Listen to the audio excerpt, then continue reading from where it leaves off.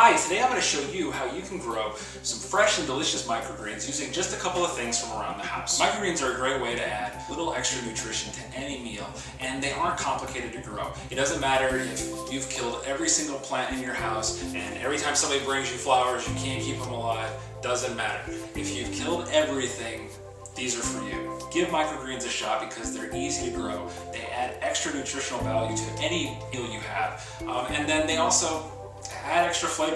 The cool thing is a lot of the different microgreens actually can taste different than their full-grown counterparts. So something like kale that maybe has a little bit of a bitter taste when it's full-grown, give it a shot as a microgreen. You might be able to get some of the nutritional benefits from kale without that bitter taste.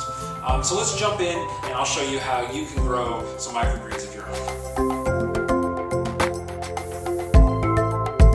Like I said, to do this project, we really only need a couple things. The first is going to be just a typical salad container you can get at the grocery store. I've seen other people do this with milk cartons or really any kind of container, but I find this works the best.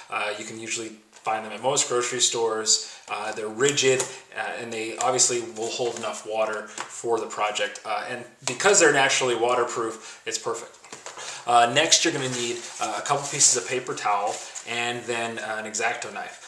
When it comes to planting the seed, an optional item you could use is a spray bottle. This comes in handy for watering the microgreens later, but you don't need that to get started.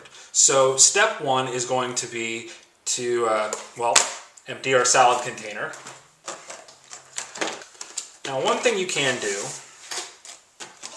is go ahead and peel these labels off. Some people prefer to do that. I don't think it's that big of a deal. Actually, after the first couple of uses, the seeds are actually, the microgreens will actually pull it off themselves, so you really don't have to go through the trouble of etching through there.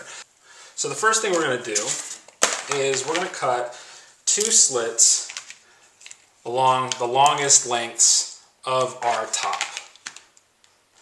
And I find a lot of times there's a little bit of a curve.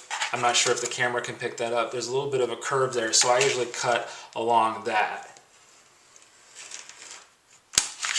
You don't need to be exact. That's the best part of this. We don't have to try real hard to start growing. So once you go back and forth a little bit to try to break that, you're all set. Now, you can actually make this a little bit wider, make the cut a little bit wider, but you don't necessarily need to. What I find is as I use these over and over and over again, the weight of the seeds is actually going to make this kind of bow down.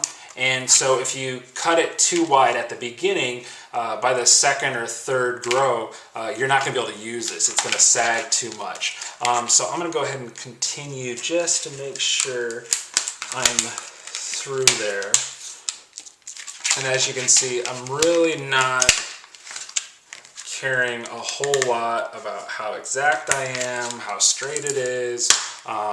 You really don't need to be a perfectionist for this. So that's the hardest part. Our next step is going to be washing it in the sink. Wash both of these in the sink with some warm soapy water, just to make sure that any germs or bacteria are off of it. Now the next step is going to be taking our paper towel. Nothing special about this. You can use any paper towel you have around the house. The whole point is going to be to weave it through our new cuts.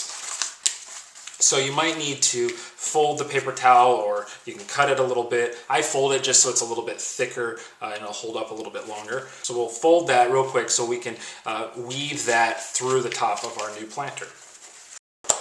Now this paper towel is going to act as a wick, and so the water is going to work its way up into the paper towel and start to bring moisture to our growing bed right here. So our next step will be to fill this with water.